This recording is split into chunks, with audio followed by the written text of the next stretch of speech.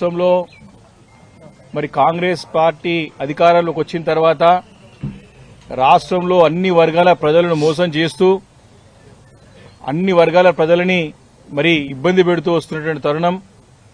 మరి గతంలో కేసీఆర్ గారి పాలనలో ప్రజలు సుపరిపాలన చూస్తే మరి ఈరోజు రాష్ట్ర ప్రజలు రాక్షస పాలన చూస్తా ఉన్నారు. ఈ కాంగ్రెస్ పార్టీ యొక్క రాక్షస పాలన చూస్తా ఉన్నారు.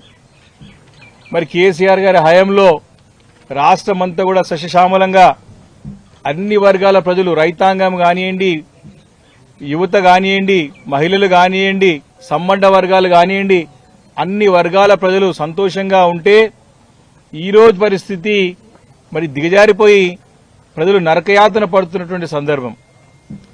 ఈ కాంగ్రెస్ పార్టీ వారిని ఇక్కడ నమ్మే పరిస్థితి లేకపోతే ఢిల్లీ నుంచి తమ పెద్దలు పిలిపించుకొని ఎన్నో హామీలు, మరి ఆ రోజు చూసినట్టయితే ఆ 100 రోజుల్లో 6 గ్యారంటీలు అని చెప్పి 13 డిక్లరేషన్లు అని చెప్పి 420 420 హామీలు అని చెప్పి మరి ఢిల్లీ నుంచి మరి పెద్దలు వారు సోనియా గాంధీ గారిని కానివ్వండి, రాహుల్ గాంధీ గారిని కానివ్వండి, మల్లికార్జున ఖార్గే లాంటి నాయకులను పిలిపించుకొని ఇక్కడ ప్రజలను నమ్మబలికి ప్రజలను నమ్మించి ఎలక్షన్లో ఓటు వేయించుకొని అధికారం చేపట్టి మరి దాదాపు 31 నెలలు కావస్తా ఉన్నా తమరు ఇచ్చినటువంటి ఏ ఒక్క హామీని కూడా నెరవేర్చుకుంటా తాము ఇచ్చినటువంటి అన్ని వాగ్దానాలన్నింటినీ కూడా తుంగలో తొక్కి ప్రజలని నరకయాతనని చూపెడుతూ, నరకం చూపెడుతూ, ఇబ్బంది పెడుతూ వస్తున్నటువంటి సందర్భం మనం చూస్తా ఉన్నాం.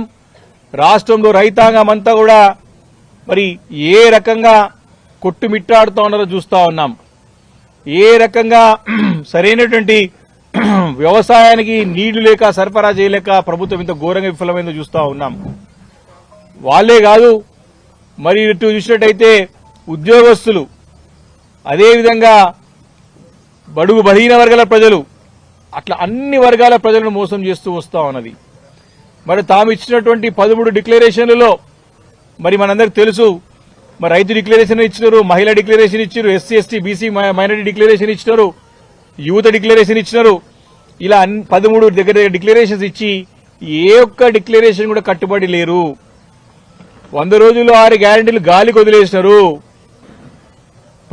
ప్రజల నుంచి ఇటు విపక్ష పార్టీలు కానివ్వండి, ప్రజా సంఘాలు కానివ్వండి, రిటైర్డ్ ఇంజనీర్ కానివ్వండి, ఉద్యోగస్తులు కానివ్వండి, అటు కాలేజీ యాజమాన్యాలు ఫీ రీయింబర్స్మెంట్ అడిగినా కానివ్వండి, వారందరూ ప్రశ్నిస్తే సమానం చెప్పలేక మళ్లీ వారిపైన ఉల్టా దబాయించి కేసులు పెడతామని చెప్పి బ్లాక్మెయిల్ చేసి ఇబ్బంది పడేటువంటి సందర్భం చూస్తా ఉన్నాం. ఇలాంటి నీచమైనటువంటి ప్రభుత్వాన్ని గతంలో ఎప్పుడు చూడలేదు మనం. ఈరోజు ప్రజలను భయపెట్టే విధంగా, అడిగేవారిని గొంతే నొక్కడం కాదు, వారి రక్తాన్ని కని చూస్తామని చెప్పే విధంగా ముఖ్యమంత్రి మాట్లాడడం మనం చూసినాం కదా, కొన్ని రోజుల నుంచి 2 రోజుల నుంచి చూస్తా ఉన్నాం. మరి సోదరులారా, మరి దాదాపు సగం సమయం అయిపోయింది, ఇప్పటికే 50% టైం అయిపోయింది వాళ్ళది. మరి ఏమి చేయలేకపోయినారు, పూర్తిగా విఫలమైనది. రేవంత్ రెడ్డి సర్కార్, కాంగ్రెస్ ప్రభుత్వం అంతా కూడా పూర్తిగా విఫలమైపోయింది. ఏ ఒక్క హామీ కాదు కదా, గతంలో కేసీఆర్ గారు ప్రవేశపెట్టినటువంటి పథకాలను కూడా కొనసాగించినటువంటి అసమర్థ ప్రభుత్వం ఈరోజు తెలంగాణ రాష్ట్రంలో కొనసాగుతా ఉన్నది. ముఖ్యమంత్రి రేవంత్ రెడ్డి గారికి ఢిల్లీకి మూటలు పోవడానికి సమయం సరిపోతుంది తప్ప ఇక్కడ ప్రజలకు ఏం చేయాలో, ప్రజలకు న్యాయం చేసే విధంగా, ప్రజలకు సుపరిపాలన అందించే విధంగా వారు పరిపాలన అందించలేకపోతున్నారు. వారి యొక్క అసమర్థత బయటపడుతూ ఉన్నది, వారి యొక్క చాతగానితనం బయటపడుతూ ఉన్నది, వారి యొక్క అనుభవ రాహిత్యం బయటపడుతూ ఉన్నది. దాన్ని కప్పుపుచ్చుకోవడానికి మళ్లీ విపక్షాలపైన ఎదురుదాడి చేసే ప్రయత్నం చేసి, ఇబ్బంది పెట్టే ప్రయత్నం చేసి, కేసులు పెట్టే ప్రయత్నం చేసి ఇబ్బంది పెడతా ఉన్నారు. అందుకే బీఆర్ఎస్ పార్టీ మరి కేసీఆర్ గారు ఒక పిలుపుతో, వారి సూచనలు సలహాలతో మరి ఇప్పటికే పోరాటం స్టార్ట్ చేసినది, ఇప్పటికే కార్ గేర్ మార్చినది, ప్రజల పక్షాన ఉండి పోరాటం చేస్తానికి సిద్ధంగా ఉన్నదని చెప్పి మరి సందర్భంగా నేను మనవి చేస్తా ఉన్నాను.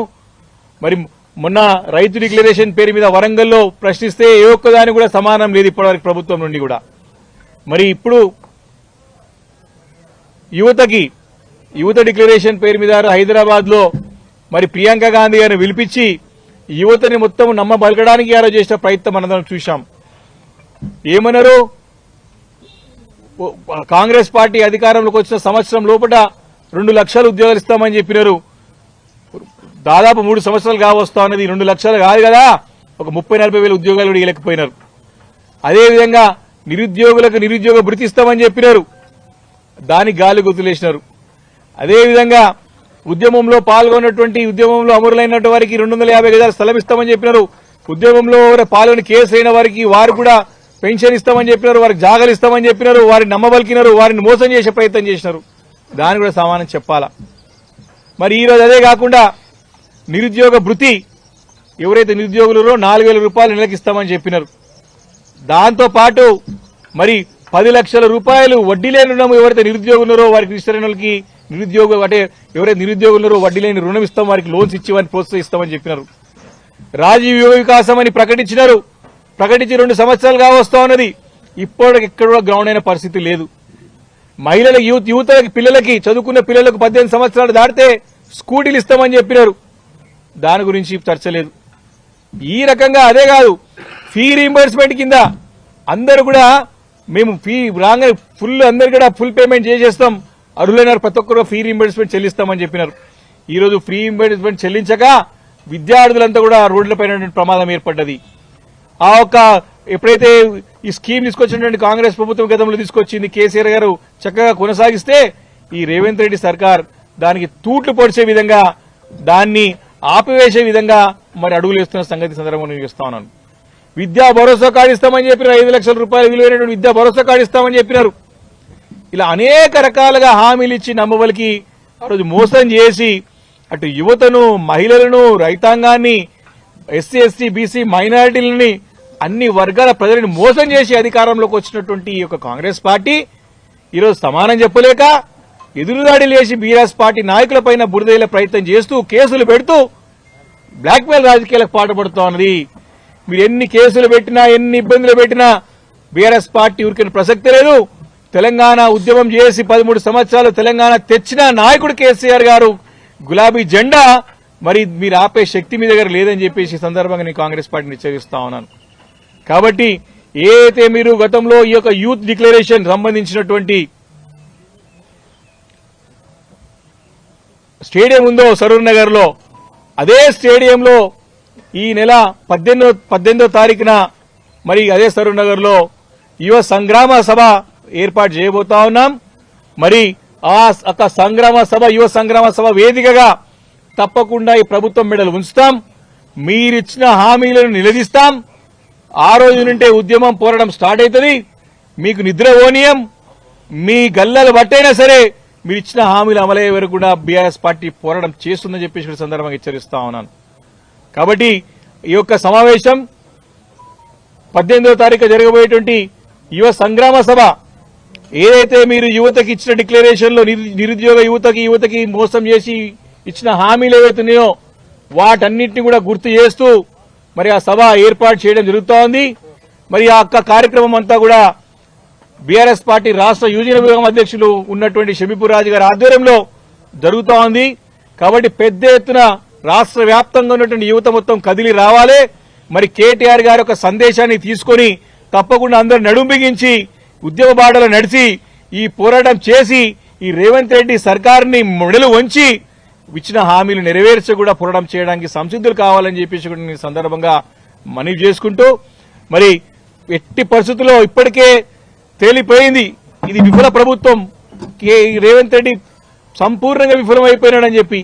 కానీ మన బాధ్యతగా ఖచ్చితంగా ప్రభుత్వం నిలదీసినట్టు అవసరం మన పైన ఉంది. కాబట్టి ప్రజలు కూడా మనకి కూడా బాధ్యత గల విపక్ష పార్టీ మనకి అవకాశం అంటే వారికి బాధ్యతలు ఇచ్చారు కాబట్టి తప్పకుండా ఆ దిశగా పయనించి పోరాటం చేయాల్సిన అవసరం ఉందని చెప్పి సందర్భంగా తెలియజేసుకుంటూ, మరి సరూర్ నగర్ లో 18వ తారీఖున జరగబోయేటువంటి యువ సంగ్రామ సభని పెద్ద ఎత్తున విజయవంతం చేయడానికి సమ్మేతమవుతా ఉన్నాం. కుత్బుల్లాపూర్ నియోజకవర్గం నుండి పెద్ద ఎత్తున 5,000 మంది యువతలు పెద్ద ఎత్తున పెళ్లి సభని దిగ్విజయం చేస్తామని చెప్పి సందర్భంగా నేను మనవి చేస్తున్నాను. Thank you.